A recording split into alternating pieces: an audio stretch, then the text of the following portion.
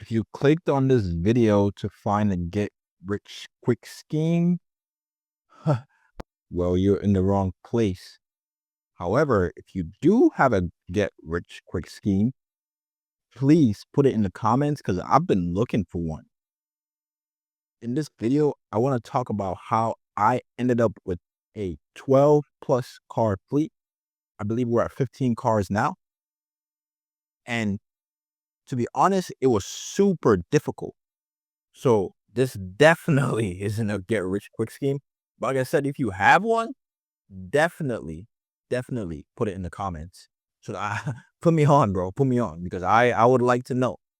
All right. So in this video, I will talk about how I scaled my business. This is gonna be mostly like personal stories, how I ended up with over 12 to 15 cars in the fleet, how I started and what we're doing today and some of the things that I learned and some of the things that I had to adapt to in the car rental business before I got here. All right, so without any further delay, let's get right into it. So I started the car rental business back in November of 2022. What actually gave me the idea to start this business was that I earlier that year in the summer, funny enough, I traveled to LA and I ended up booking a car on Turo. And it dawned upon me that wait a minute, I just paid $300, over $300 for a car for a weekend on Turo. And I know that car note was probably about $300. So I just paid whoever that was host's car note. And that's when it kind of clicked in my mind that, oh shit, like I can make money renting out my own cars. And I spent the next 3 to 4 months doing research on how to start and how to build a car rental business. So it took me 3 months of research alone. And after 3 months of research, I decided to take action. I went and go finance the first car because I had my own personal car, but I had decent credit. So I went to go finance another car to rent out. And when I financed this car, I made all the mistakes you could do financing. Number one, I didn't get a pre-approval. So that's a lesson number one. If you want to finance a car, go to the bank first, get a pre-approval, and then take the money to the dealership. I went straight to the dealership, like what most people do, and they tanked my credit. They put a whole bunch of inquiries on my credit report, which they don't even feel bad about it. In fact, they will lie to you.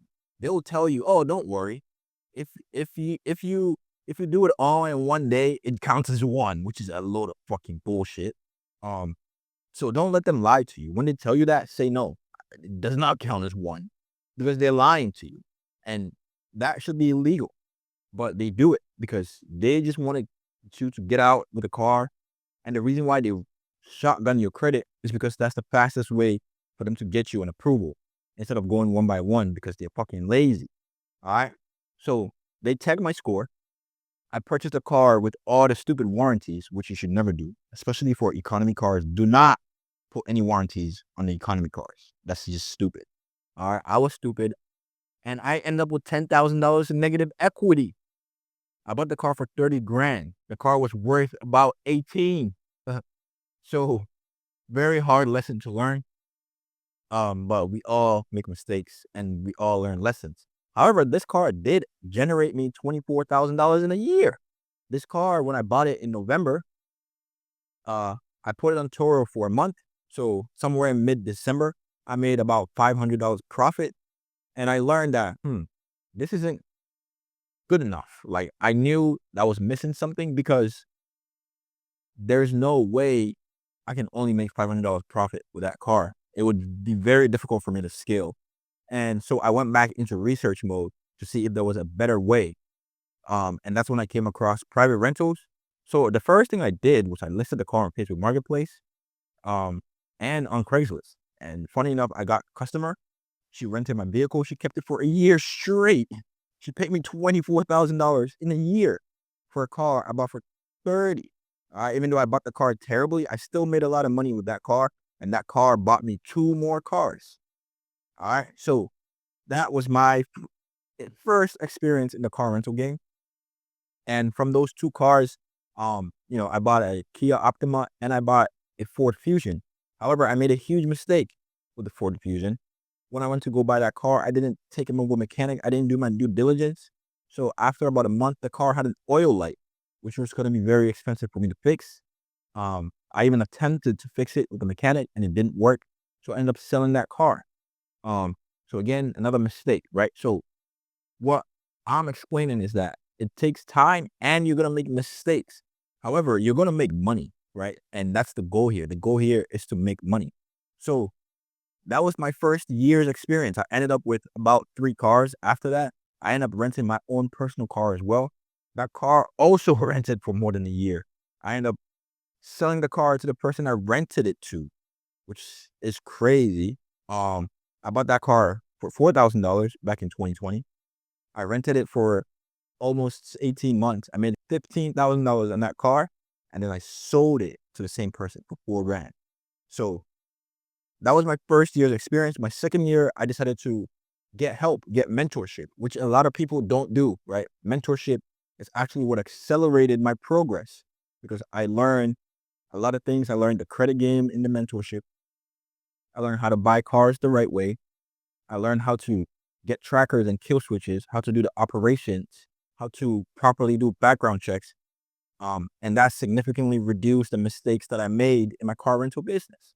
All right. And that year, that year of mentorship took me from 3 cars to 8 cars. Right. So I added 5 cars. On my own, I added 4, minus the one that had the issue 3. So I almost doubled the amount of cars I added by getting mentorship, right? And a good mentor cuts your learning curve in half. A great mentor cuts your learning curve by 90%. It accelerates success. So I end up with 8 cars on my own. Um, and even then, I was still learning. I was still adapting, because I financed a lot of the cars. And then again, I went back. I was making a lot of money. That was the first time I made 10 grand a month. Was back in the first year of mentorship, which was in, I believe, 2024, which was last year, actually, funny enough.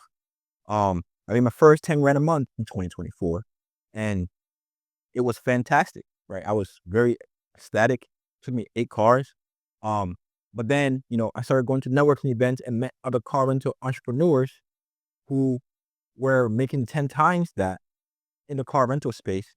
And that's when I learned about renting to gig economy workers, right? So once I learned about renting to gig economy workers, I was able to kind of adjust how I was running my business. I purchased cars for much cheaper because these gig economy workers are going to be driving your cars a lot. So buying the cars for a lot cheaper is better because of depreciation. So I ended up selling all my finance cars. So like 4 cars I got rid of and bought all cash cars.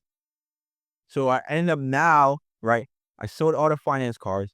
I replaced all of them with cash cars, right? And I still had about 8 cars in my fleet. And then I started marketing to get joint venture deals. So other people's cars. I started leveraging other people's cars.